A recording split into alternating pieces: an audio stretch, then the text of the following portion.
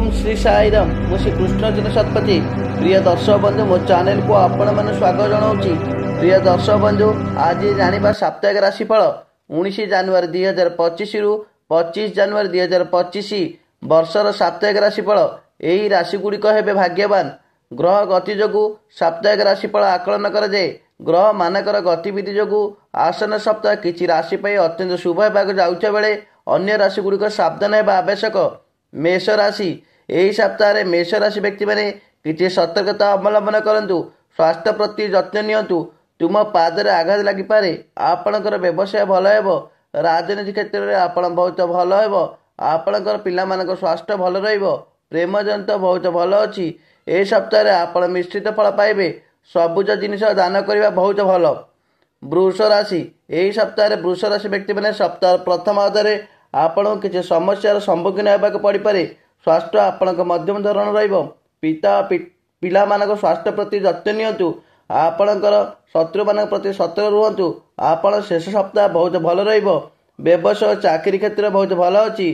तुम्हें तुम जीवन साथी ठार बहुत समर्थन पाइब। समाज प्रशंसा पाइब। नाली जिनिष दान करने आपणकर बहुत भल हेबो। मिथुन राशि यही सप्ताह मिथुन राशि व्यक्ति व्यवसाय वाणिज्य क्षेत्र बहुत भल अच्छी। आयर परिमाण बढ़िबो। आपणकर पिलामानक स्वास्थ्य बहुत भल रहिबो। सप्ताह आरंभ में आपणकर परिवार किछि समस्या देखा देई पारे। तथापि तुमर बुद्धि द्वारा तुम परिवार समस्या दूर हेबो। जमी गाड़ी किणिबार किछि असुविधा होई पारे। आपण भगवान गणेश को पूजा करंतु। कर्कट राशि यही सप्ताह कर्कट राशि व्यक्ति मध्यम धरण रहिबो। आपणकर व्यवसाय वाणिज्य मध्यम धरण चलिबो। आय व्यय समान रहिबो। आपणकर स्वास्थ्य प्रति ध्यान देवे। नाक कान गला समस्या देखा देई पारे। प्रेम जनित संपर्क मध्यम धर रहिबो। मन भावप्रवण रहिबो ओ उदासीन रहिबो। आपण पाखरे एक लाल जिनिष रखंतु। सिंह राशि यही सप्ताह सिंह राशि व्यक्ति व्यवसाय वाणिज्य क्षेत्र बहुत भल हेबो। व्यय अपेक्षा आय अधिक रहिबो। चाकरी क्षेत्र उपरिष्ठ कर्मचारी प्रशंसा पाइबे। परिवार और प्रियजन पाखे सम्मान पाइबे। स्वास्थ्य बहुत भल रहिबो ओ प्रेम संपर्क भल हेबो। पिला मानकर शिक्षा क्षेत्र उन्नति हेबो। आपण सबुज जिनिष दान करंतु। कन्या राशि यही सप्ताह कन्या राशि व्यक्ति व्यवसाय दृष्टिकोण बहुत शुभ समय। नूतन वाणिज्य कले आपणकर आयर परिमाण वृद्धि घटिबो। चाकरी क्षेत्र बहुत भल अच्छी। प्रमोशन जोग अच्छी। आपणकर पुरातन स्वास्थ्य मुक्ति मिलिबो। पिला मानकर शिक्षा प्रति आग्रह बढ़िबो। किंतु जुआ खेल लटरी टंकार विनियोग करंतु नाही। आपण सबुज जिनिष निज पाखरे रखंतु। तुला राशि ए सप्ताह तुला राशि व्यक्ति बहुत भल समय। आपणकर स्वास्थ्य बहुत भल रहिबो।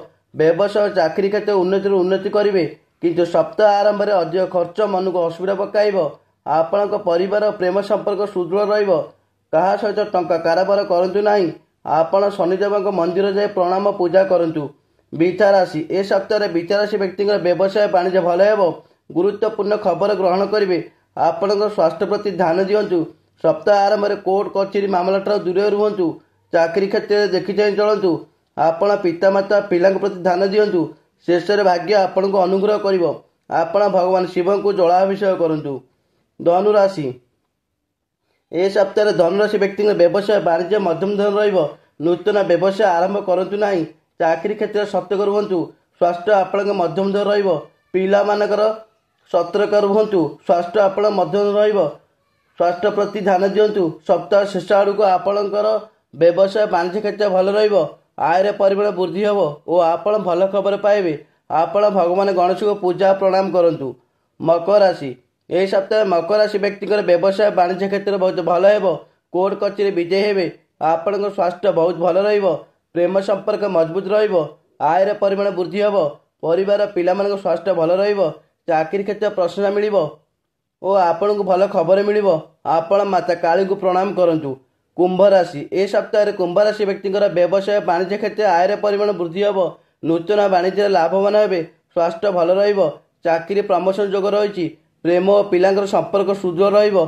शेष भाग्य आपण फेवर जीव।